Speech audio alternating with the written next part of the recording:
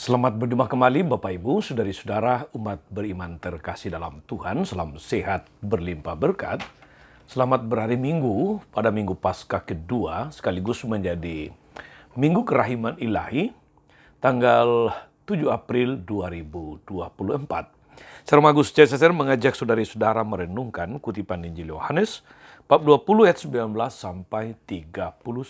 Kita mendengarkan sabda Tuhan. Dalam nama Bapa dan Putra dan Roh Kudus. Amin. Setelah Yesus wafat di salib pada malam pertama sesudah hari Sabat, berkumpullah murid-murid Yesus di suatu tempat dengan pintu-pintu yang terkunci karena mereka takut kepada orang-orang Yahudi. Pada waktu itu datanglah Yesus berdiri di tengah-tengah mereka dan berkata, "Damai sejahtera bagi kamu." Sesudah berkata demikian, Yesus menunjukkan tangan dan lambungnya kepada mereka.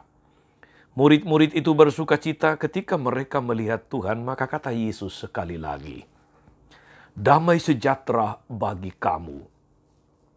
Sama seperti Bapa mengutus aku, demikian juga sekarang aku mengutus kamu."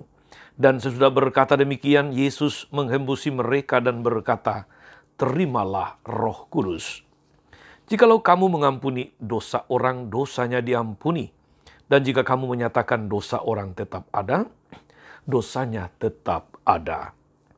Pada waktu Yesus datang itu, Thomas, seorang dari ke-12 murid, yang juga disebut Didimus, tidak ada bersama-sama mereka. Maka kata murid-murid yang lain itu kepadanya, "Kami telah melihat Tuhan." Tapi Thomas berkata kepada mereka, "Sebelum aku melihat bekas paku pada tangannya, dan sebelum aku mencucukkan jariku ke dalam bekas paku itu, dan mencucukkan tanganku ke dalam lambungnya, sekali-kali aku tidak percaya." 8 hari kemudian murid-murid Yesus berada kembali dalam rumah itu, dan Thomas pun bersama-sama dengan mereka. Sementara pintu-pintu terkunci, Yesus datang. Dia berdiri di tengah-tengah mereka dan berkata, "Damai sejahtera bagi kamu." Kemudian Yesus berkata kepada Thomas, "Taruhlah jarimu di sini, dan lihatlah tanganku. Ulurkanlah tanganmu dan cucukkanlah ke dalam lambungku, dan jangan engkau tidak percaya lagi, melainkan percayalah." Thomas menjawab kepadanya, "Ya Tuhanku dan Allahku." Kata Yesus kepadanya, "Karena telah melihat aku, maka engkau percaya. Berbahagia mereka yang tidak melihat namun percaya." Memang masih banyak tanda lain yang dibuat Yesus di depan mata murid-muridnya yang tidak tercatat dalam kitab ini, tapi semua yang tercantum di sini telah dicatat.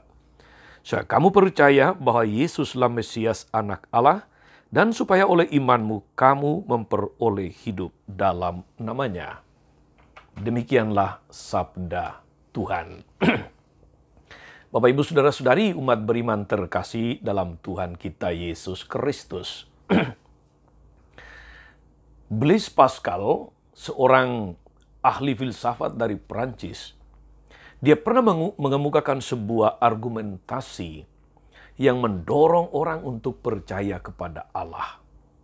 Dia mengatakan begini, "Kalau saya percaya bahwa Allah ada dan ternyata kemudian Allah tidak ada, maka saya tidak akan kehilangan apa-apa. Tetapi kalau saya percaya bahwa Allah tidak ada, tetapi ternyata kemudian ada, maka saya akan kehilangan segala-galanya."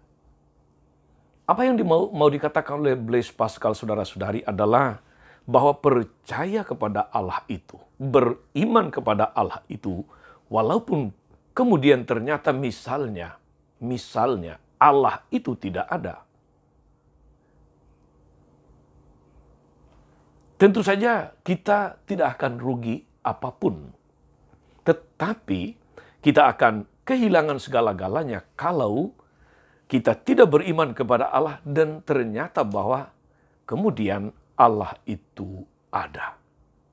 Saudari-saudara umat beriman terkasih dalam Tuhan. Pada masa ini,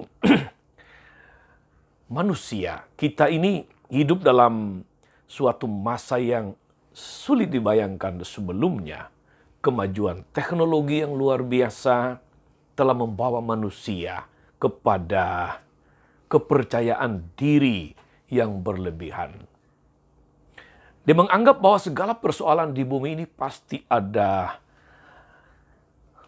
bisa diatasi dengan kemampuan teknologi dan tidak perlu mengandalkan kekuasaan Allah lagi. Banyak hal sebelumnya yang sulit dijelaskan dan dikembalikan kepada Allah, kini dapat dijelaskan secara rasional oleh ilmu pengetahuan. Kepercayaan diri manusia yang berlebihan itu membuat manusia menjadi sulit percaya kepada Allah. Saudari-saudara, umat beriman terkasih dalam Tuhan. Orang-orang seperti itu membutuhkan pembuktian-pembuktian ilmiah mengenai keberadaan Allah. Mereka mendasarkan iman pada perhitungan-perhitungan rasional. Mereka seolah-olah mau mengatakan, tunjukkan Allah itu kepada saya, dan baru setelah itu saya percaya. Salah satu contoh dari tipe orang semacam itu adalah Rasul Thomas atau Didimus, sebagaimana dikisahkan dalam Injil hari ini. Thomas tidak percaya teman-temannya bahwa mereka melihat Yesus yang sudah bangkit. Dia hanya akan percaya kalau dia memperoleh bukti-bukti yang meyakinkan, yakni bekas luka pada kakinya, pada tangannya, pada lambung Yesus. Atas dasar ketidakpercayaan Thomas itulah saudara-saudari, maka seminggu kemudian Yesus menampakkan diri lagi dan Thomas juga hadir bersama murid-murid yang lain. Yesus menyuruh Thomas untuk memasukkan jarinya ke dalam bekas luka Yesus karena dia membutuhkan pembuktian yang bisa dilihat, yang bisa diraba. Namun Thomas tidak berani. Dia malah kemudian penuh dengan penyesalan karena tidak percaya. Maka dia berkata, "Ya Tuhanku dan Allahku." Yesus menegurnya dengan berkata, "Karena engkau telah melihat, maka engkau percaya. Berbahagialah mereka yang tidak melihat namun percaya." Saudari-saudara, umat beriman yang diberkati Tuhan, Thomas bukanlah tipe orang yang penakut.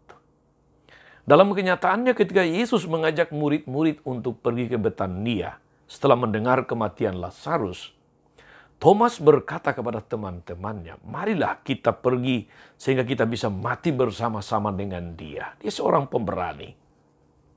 Thomas adalah seorang pemberani, tapi ketika Thomas mengalami kematian Yesus secara tragis, imannya goncang, dia mengalami krisis. Dia membawa dukanya sendiri dan meninggalkan teman-temannya. Dia pergi.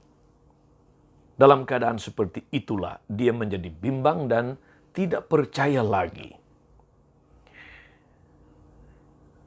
Namun berkat keterbukaannya terhadap bimbingan Yesus, imannya menjadi teguh kembali dan kemudian dia menjadi murid Yesus yang sejati. Saudari-saudara, sama seperti Rasul Thomas, kita pun kadang-kadang mengalami juga kegoncangan iman. Ketika kita mengalami krisis demi krisis, kesulitan demi kesulitan, pergumulan demi pergumulan yang kadang-kadang seolah-olah tak ada jalan keluarnya. Dalam keadaan seperti itu, kita juga membutuhkan pertolongan Tuhan. Pengalaman para rasul menunjukkan bahwa keterbukaan terhadap Yesus menjadi kekuatan bagi mereka untuk kembali menjadi rasul yang teguh. Karena itu saudari-saudaraku, marilah kita juga memohon, Tuhan tambahkanlah iman kami. Berbahagialah mereka yang tidak melihat namun percaya. Amin. Tuhan Yesus Kristus, kami bersyukur atas penyertaan-Mu yang tidak berkesudahan kepada kami. Bahkan setelah bangkit pun Engkau tetap meneguhkan, Engkau tetap menguatkan para murid juga kami untuk terus menjadi saksi-Mu di tengah dunia. Semoga kami dalam situasi-situasi krisis, pergumulan-pergumulan yang berat, tetap terbuka untuk percaya akan penyelenggaraanmu yang bijaksana. Semoga seperti Thomas, kami pun pada akhirnya boleh berseru, "Ya Tuhanku dan Allahku, Kau yang hidup kini dan sepanjang segala masa. Amin." Saudari-saudara sekalian, berkat Allah turun atas saudari-saudara, atas mereka yang kita doakan atau kita janjikan doa mereka yang sakit dan menderita. Segala rencana, karya, dan pelayanan hari ini, Bapa dan Putra dan Roh Kudus. Amin. Tetap sehat dan teruslah menjadi berkat. Jangan lupa like, subscribe, nyalakan lonceng notifikasinya. Salam 52, Tuhan memberkati.